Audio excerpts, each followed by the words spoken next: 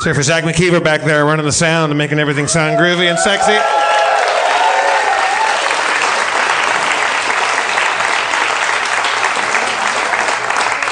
Zach, what? I haven't seen you tonight. What flavor hat do you have on tonight? It's Harry. It's Harry. It's not Zach, so I don't have a hat on. Oh, it's Harry? Oh, it's here for Harry. Oh, You got it. You got it. Harry. Forgot your last name. It's not Harry Balls. It's Harry Foster on sound, everybody. Zach can go fuck himself.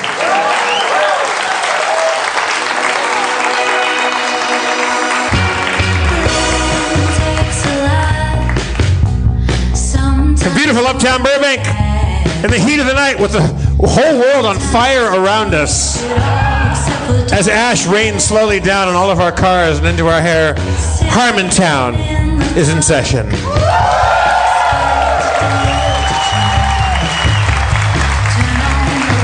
Let's bring out our beloved game master, Spencer Crittenden.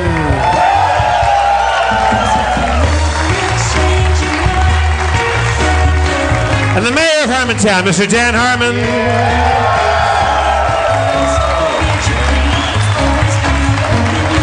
Thank you.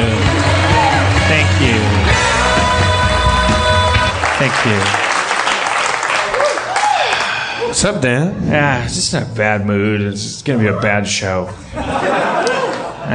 Aside from being hot and the world becoming a horrible hellfire of crap, what's your problem? I don't know. I was in a good mood like all week but it was kind of I guess it was a thing because it was like, you know, there's a hurricane in Texas and there's I don't know if you guys heard about that. Have you guys heard about Hurricane Texas?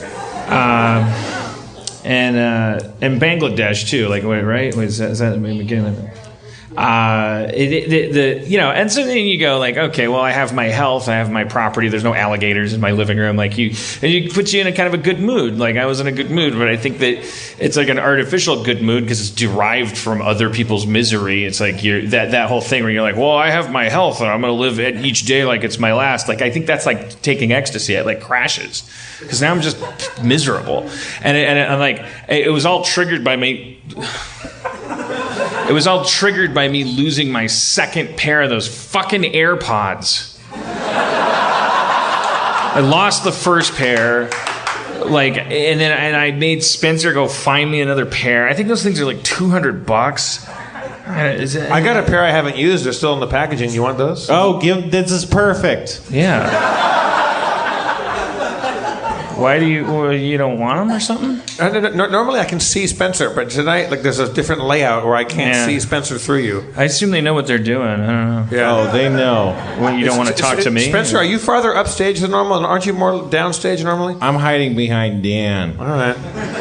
You've been doing that. ugly. You've been doing that your whole career, Spencer. Yeah. Oh, damn.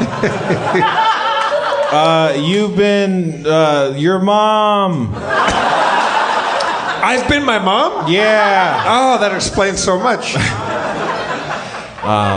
Man. Can I start off the show with a little interesting thing that I think is interesting? Maybe nobody else does. Sure. A guy that I kind of know, who's an actor who hangs out at the world famous drawing room, bar and grill, except for the grill part.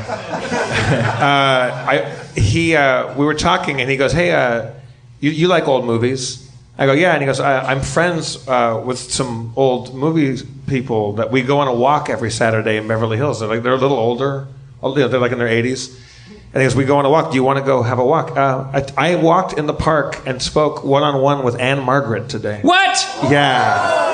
I was just watching her in Anthony Hopkins' Magic. Is that right? Yeah. I just saw her Cody and I just watched Magic last night with Anthony Hopkins and Margaret. I started the day walking around with her, and she's adorable, and it was so cute because her glasses were, like, she had these cool little framed, like, glasses, but they were on really crooked, and it made it so good. And we were just walking, and there's this group of people that are like old, like, dancers and show people and comedians, and two people that weren't there, that were supposed to be there, but they're going to come another time, are... Lenny and Squiggy. Charlie Brill and Mitzi McCall, who are a husband and wife comedy team that were the act before the Beatles came out on the first Ed Sullivan Show. And so it's this weird old world, but they didn't come today. I'm going to meet them because I can't wait. But I just, at one point, I'm walking through a park in Beverly Hills, Holmby Park, and it's just, and I'm just like, so, and like, are you from here? Where are you from? I was like, I was born in Sweden. And she, I was like, do you still speak Swedish? And she just started talking in Swedish to me. I'm like, and Margaret's talking Swedish? It was the best. And we just sat down, and she's the sweetest, nicest person. And we started talking. She's like, what shows do you got? What's funny on TV right now? So I started saying, well, my favorite thing is Toast of London. And someone else in the group goes, "Oh, I love the IT crowd." I go, I just met Graham Linehan, and then we all just sat there and watched, on phones. We just watched clips of Matt Berry doing Toast of London, and we're all dying laughing. While Burbank raged on fire around you, and I mean, it's crazy. Like, Texas is underwater, and people. By the way, where were you guys last week? Like, do you love boxing that much? You drove toward a forest fire to get here tonight. The place is packed. Last week there were 8 people here. It was like, what? I didn't know you guys were such MMA fans. What's up? We want more shoe jokes. You want more shoe jokes? Oh, yeah. Is it the sex? Right. The previous week, because it was like, Dan overestimated the number of Nazis, so then you guys didn't show up, and then we unpacked the Schraub box again, and now you're all back. Guess what? I asked him to come back, and he said, "Fuck you." I'm your friend. You know who else doesn't want to come back? Kumail. Why don't you suck his dick some more in the Reddit? Yeah, these people don't like you. I do, kind of. A little bit, if you like me. Counts for nothing. Solicited. Dan, I said I would give you my AirPods. Okay. I mean, it's just like, obviously it wasn't the thing. Cody's got to be on the verge of breaking up with me, because I was just like, I was in a pleasant mood. I was learning about mind mapping software and my iPad, and I was like, I'm going to listen to some tutorials. I don't want to wake up Cody. And I was like, I lost the fucking AirPods again. Literally had them for one day because I lost the last pair. Every time you buy a pair of these things, you just feel like the dumbest shit face in the world because they suck. They're awful, dumb things. But then I lost the first pair, and I was like, I miss them. I don't want to tangle the cords anymore. I was like, it was like after the first time you fly first class, and then you try to fly coach, and you're like, my knees hurt, and I just think, and my fingernails are dirty again, and I just like, I don't understand why. I went to the dentist, and my teeth are decaying. There's no big surprise there. Like they're not that bad actually. My family has very strong enamel, but they're calling out the distance in millimeters between each tooth, and I got a couple 5s in there, which means that there's 5. some, 5. That's gum trouble, baby. 4 or 5, something, and a couple of them. I gotta get the deep laser cleaning. I gotta, and they're telling me. She pointed the thing. She said, like, look, there's been some damage here. There's some bone material. I'm like, well, I'm 44, but I'm just like, but my fingernails are gonna be there the day they bury me. Why do your teeth fall out and rot? But your fucking dumbass fingernails, what are we gonna fight lions? What is the purpose of these? What is the point of these? They get gross. I was at Comic-Con one year, and I was like sad walking around, and some young lady was like, Dan Harmon, I'm a big fan, and she wanted to take a picture with me, and I took a picture, like got behind her and kind of like had my hands on her shoulders, and then I like saw her Instagram, like, a week later, and it was like me posing with her, and she was like, I met Dan Harmon at Comic-Con, #dirty fingernails.